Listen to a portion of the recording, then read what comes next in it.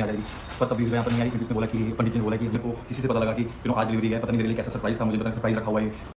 Hello friends, तो welcome करती हूँ आपका मेरे चैनल पे। सो फ्रेंड्स, आज बात करेंगे प्रिंस और युविका चौधरी की, जो कि बहुत क्यूट कपल हैं बी टाउन के।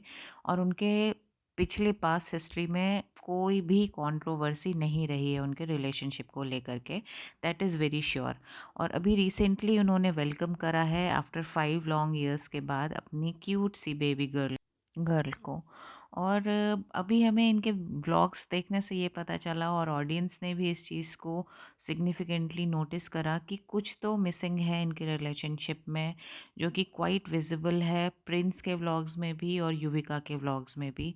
रिसेंटली जो प्रिंस का बर्थडे था, उसमें उन्होंने सोशल मीडिया पे जो भी पोस्ट करी है पिक, उन्होंने केक कटिंग के दौरान युविका को फीचर नहीं करा है, ना ही युविका उनके अराउंड दिखी हैं।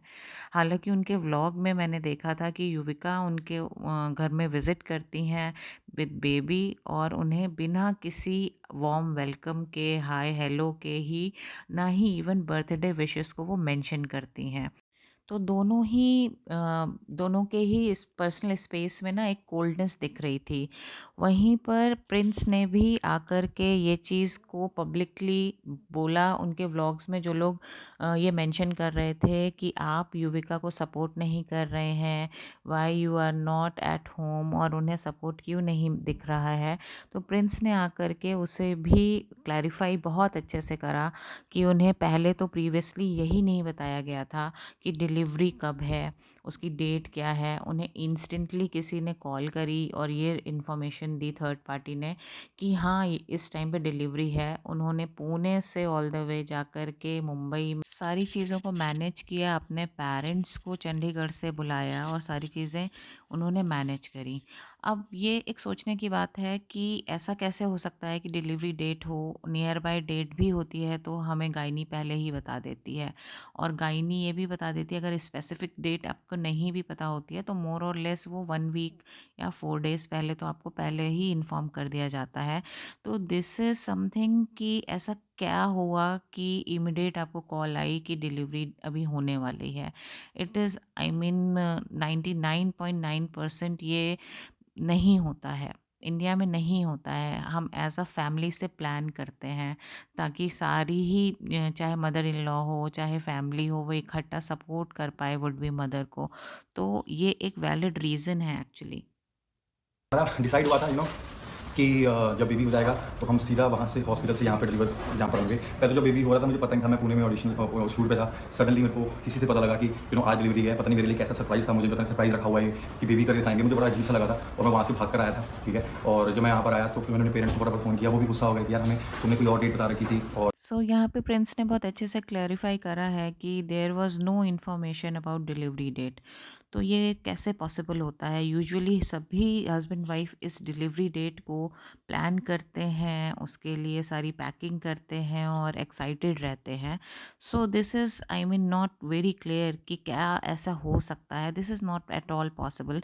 तो समहाउ इनको पहले से ही इस चीज़ का प्रॉब्लम हो रही थी, या युविका ने अपने घर वालों को इन्फॉर्मेशन दे रखी थी और वहीं पे शिफ्ट हो गई थी पहले ही। क्योंकि प्रिंस ने यहाँ पे ये भी बोला कि वो डिलीवरी के बाद बच्चे और युविका को यहाँ पे अपने घर पे वेलकम करना चाहते थे। जिसके बाद समहाउ ये हुआ कि युविका जाती है और वापस नहीं आती है, और वहीं पे सारी चीज़ें होती हैं। उसकी मदर सडन कॉल करके युविका की मदर बोलती हैं कि हम युविका को यहीं पे 45 डेज़ के लिए रखेंगे, सो दैट केयर और सारी चीज़ें अच्छे से हो जाएँ। वो मैं समझ सकती हूँ कि ये एक डिसेंट वो है, बट अगर ये प्री प्लान होता और प्रिंस को भी पता होता, उसकी फैमिली को भी पता होता, तो ये सारा सिचुएशन नहीं फेस करना पड़ता और कोई हर्ट भी नहीं होता इस सिचुएशन में। और ये बहुत छोटी-छोटी चीज़ें होती हैं जो आप अपना फैमिली के संग संग में बैठ कर के, चाहे इन-लॉज़ हों, चाहे दूसरी तरफ की भी फैमिली हो, उसके संग बैठ कर के आप प्री प्लान कर सकते हैं। That is very small thing कि आप उसे पहले क्यों नहीं आपने उसे सॉर्ट आउट करा। और बीच में ही एक युविका की पोस्ट भी आती है जिसमें उसने रिलेशनशिप में रिस्पेक्ट, ट्रस्ट को मेंशन करा है। तो क्या ये हिंट था? तो क्या ये हिंट था प्रिंस नरूला के लिए या उसकी खुद की ऑडियंस के लिए, जहाँ पे वो मेंशन कर रही है I only expect trust and respect from you. और उसने एक ये भी मेंशन करा है, ego memory power attitude it will go go away. तो इसमें बेसिकली कहीं ना कहीं आपको युविका की हर्ट नज़र आ रही है कि वो हर्ट है किसी एक्शन से, जो कि उसे पसंद नहीं आया, या वो डिसरिस्पेक्टेड फील कर रही है प्रिंस के थ्रू। तो ये जो छोटी छोटी मिसअंडरस्टैंडिंग्स हमें दिख रही हैं सोशल मीडिया पे, तो वो कोई भी सोशल मीडिया हैंडल पे ऐसे ही आकर के नहीं पोस्ट करता है। समहाउ वो रिलेट करता है उस पोस्ट से, या वो फील कर रहा होता है और उसको वेंट आउट करना होता है अपने इमोशंस को। तो ये एक तरीके का रिफ्लेक्शन है कि आपका माइंड क्या कह रहा है, आप उसे जाकर के एक्सप्रेस कर रहे हो सोशल मीडिया हैंडल पे। तो ये छोटी छोटी चीज़ें थी, क्योंकि प्रिंस ने भी अपने बेबी का जो केक कटिंग कराई है वो बेबी के थ्रू कराई है, और उसमें कोई भी फीचरिंग नहीं हुई है युविका की। Even Yuvika also skipped wishing Prince on her social media handle. तो ये सारा चीज़ें क्वाइट विजिबल हैं कि कुछ ना कुछ मिसअंडरस्टैंडिंग यहाँ पे क्रिएटेड है, और they are unable to resolve it now.